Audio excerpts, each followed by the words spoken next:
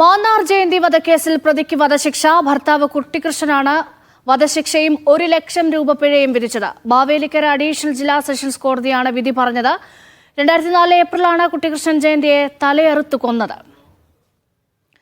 ഷൈജു ഉണ്ട് വിവരങ്ങൾ നൽകാൻ. ഷൈജു, ഇപ്പോൾ എന്ത് അടിസ്ഥാനത്തിലാണ് പരമാവധി ശിക്ഷ പ്രതിക്ക് നൽകിയിരിക്കുന്നത്?